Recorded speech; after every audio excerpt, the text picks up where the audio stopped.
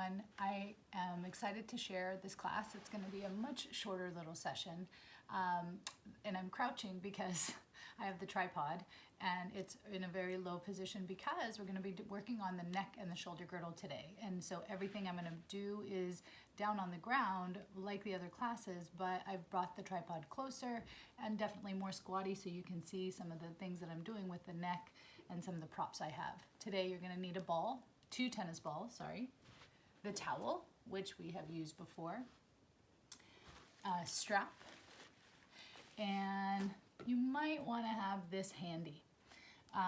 The magic circle, I know not everybody owns one yet, so I'm not going to do anything with the magic circle, although there are a lot of things we can do with the magic circle. So if you haven't purchased one yet, I really strongly recommend getting one. They're awesome for arms, abs, obviously, inner thighs, obviously. So we can, I'll start incorporating exercises that are more around the magic circle specifically because it's an awesome workout, but not today. Okay, I'm gonna lie down on the mat. So the first thing that I'd like to do, I'm gonna move that out of the way because you don't want your toys quite next to you because we're gonna be moving our arms around. Lie on your back in what's called the hook lying position or neutral home position. And just take a couple of breaths into your entire body as if you literally could picture your body as one cell, one molecular cell, and it expands fully, all parts of you. Exhale out through the mouth, emptying, especially around the abdominal cavity.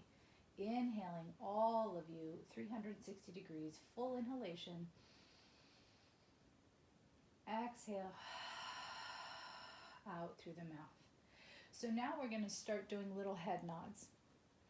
So the nodding of the head is truly from the ear holes. It's not the neck that's going to be moving. The neck will be in response to. So what that looks like is my head draws down towards my throat. So my chin draws towards my throat and the back of my neck lengthens. And then I'm going to go the other way. I'm going to lift the base of my skull, I'm going to lift my throat and chin up a little bit so I can feel the arch in my neck increase. And then flatten the curve. And my hair is up, and so it's making it a little bit sticky. So if you're on a sticky mat, sometimes this is not the best surface. You could use a towel if that would be better for you.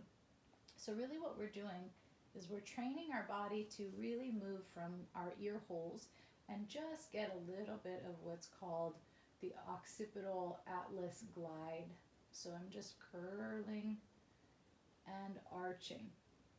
The curve in the neck mimics the curve in the low back at the lumbar.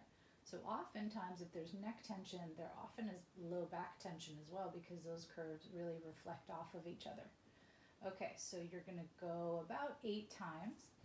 And then you will go side to side. So I'm going to make it really big, right? So I'm turning, hello, I'm looking at you, and then turning the other way.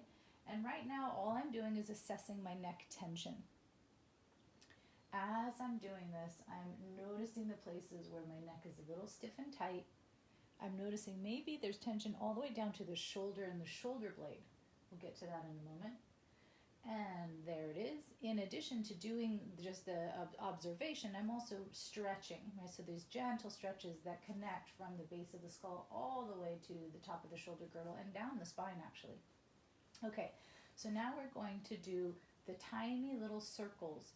Imagine there's a pencil with a paintbrush on it at the tip of your nose, and you're going to just do tiny little circles. And these tiny circles have the intention and the power to release the tension that we're holding in the big muscles in our neck. They gently activate the deep muscles in our neck, but not overly so. It's kind of like when we're doing our pelvic tilts. It just turns on the intrinsic musculature, and then you're going to go the other way. These circles are the size of a dime, so I'm actually making them bigger so you can see them through the video. But when you're practicing at home, keep them quite small. And notice the places where there's tension and the places where there's release. Okay, So from this position, you're going to just simply turn your head again to the right. Notice if any tension has left, and turn your head to the left. So at any point throughout your day, if you're feeling that you have neck tension, you can do tiny little occipital circles if you have an opportunity to lie down on the ground and go the other way, about 8 each direction. And it really helps to soothe the big muscles of the neck and gently activate the tiny muscles of the neck, but not activate them in a way that makes them overfire. It just brings the musculature to balance. Okay, so now you're going to grab your ball. Your tennis balls are intended to go under the palms of your hands. The tennis ball's job is to help roll under your palms, mimicking the glide that you want your shoulder girdle to have as you draw your shoulders up to your ears, and lengthen the tennis balls away as you pull your shoulder blades down your back towards your hips, so your fingertips are actually reaching towards the end of your mat. Inhale on the up. Exhale on the down. Inhale on the up. Exhale on the down. This is a great place to practice your co-contraction as well. So for those of you who know exactly what that means, that's that pelvic floor elevator. Doors are narrowing shut, scooping in and up with the abdominals, keeping my pelvis stable as I'm mobilizing my shoulder girdle. So we do about 4 or 5 of those. And what you'll notice is when you're pulling your shoulders down, there's tension. When you're drawing your shoulders up, there's also some muscle tension. So we're just noticing the end ranges of those and actually creating more flexibility every time we repeat. We're going to leave the balls there, and we're going to reach the hands straight up to the sky. So this is a screwing in a light bulb exercise. You're going to imagine you have a light bulb in your right hand, and as you have the light bulb in your right hand, you're going to rotate. Yes, it will be the hand, but it's actually coming from the head of the arm bone and the shoulder blade, okay? So I'm not just turning the hand itself, I'm reaching my head of my arm bone and my shoulder blade towards the ceiling as I then turn the light bulb into the ceiling, and then I bring it back down. I'm going to do the same thing on the other side. So it's not just the hand that's rotating. It initiates from the shoulder blade and the arm bone, and then I turn my hand and I bring it back. Right side, inhale, exhale. Left side, inhale, exhale. One more time each side, inhale, exhale. And last time on the left, inhale and exhale. Okay, so the next action is opening up the arms in the shape of a letter T and turning the arm internal. So it's called corkscrew. So you really are like twisting and stretching and opening up the entire front of your chest and your upper shoulder complex. So what I'm thinking about is the head of my arm bone, my collarbone, and my shoulder blade are rotating or revolving towards the ceiling. I am turning through my hand, but it's not because my hand is turning. My hand can turn on its own because of the muscles in the forearm. I'm actually moving the head of my arm bone, my collarbone, and my shoulder blade. That action naturally turns my head to the left. So if it's not naturally doing it, go ahead and just let your head gently fall to the left and then unwind. Okay, now we're going to go the other way with the right arm because you can't see my left arm, so I'm going to do the opposite way with the right arm. Then I'm going to take my arm, my collarbone, and my shoulder blade and go the opposite way down to the floor. So instead of going forward to the ceiling, I'm going down to the floor. It will create a little back arch in my back, and that's okay. That actually is a desirable effect, right? So I'm pulling the shoulder blade down. But not just that, I'm turning the head of my arm bone and I'm spiraling my collarbone. It turned my whole hand, but again, I didn't just turn my palm. I initiated from all the tissue and the musculature and the bones of the shoulder girdle, okay? And then I bring it back. Internally rotating on the right and return. Externally rotating on the right and return. Do a couple like this, 2 more on your own. Exhale. Inhale as you rotate. Exhale. Last time, inhale. Exhale. And last time on the left or on the right side, external rotation. Inhale and exhale. So now go ahead and do it on the left side 4 times, all right? So it's the collarbone, arm bone, shoulder blade that roll to the ceiling. My head turns to the right. And then I'm going to bring it back. And then I'm going to spiral it the other way. Ooh, my shoulder blade is really stiff on this side, so I can really feel it's much harder to get my shoulder blade down, my arm bone to spiral backwards, and my collarbone to move. And bringing it back. Internally rotate. So maybe you can start to tell that as I'm moving my arm, it does affect the neck. As I'm moving my shoulder, it very much involves the neck in terms of the neck being responsive to it. And then coming back, 2 more. Inhale. Oh my gosh, so much tighter on this side. Exhale.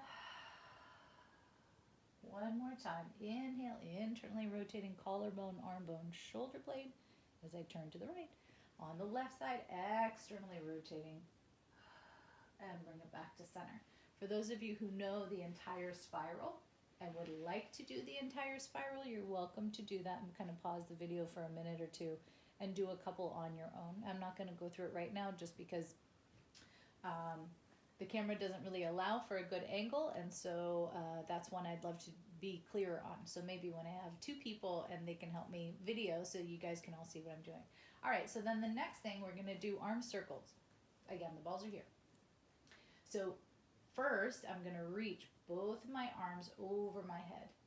Now when I'm reaching both my arms over my head, I see my hands, but I want to initiate the action from under my arm.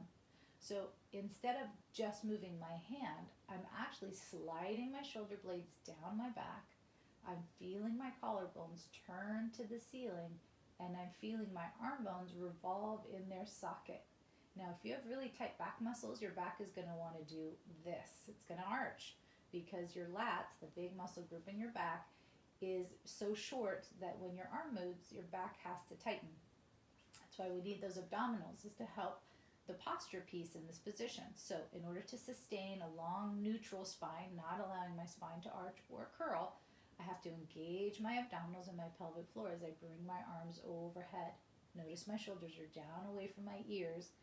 Inhaling as I float my arms overhead. I'm going to go ahead and circle the arms out like angel wings, kind of coming down to my hips. Inhale on the float overhead. Moving the head of the arm bone in the socket, melting the shoulder blade down the back, keeping my abs engaged, and exhale as I circle. 2 more. Inhale. Exhale. 1 more. Inhale. Keeping my back ribs anchored, and exhale. Okay, so now we're going to go the opposite direction. You're going to circle out and around. Up overhead, but at no point do the shoulders lift away from the trunk. They actually stay connected down into the trunk, away from the ears. And to float those arms back up, I actually pull down the muscles of my shoulders. My arms are already in their nice externally rotated position, and then I bring those arms all the way back down to my hips, circling around. My arms will rotate so the palms will face each other.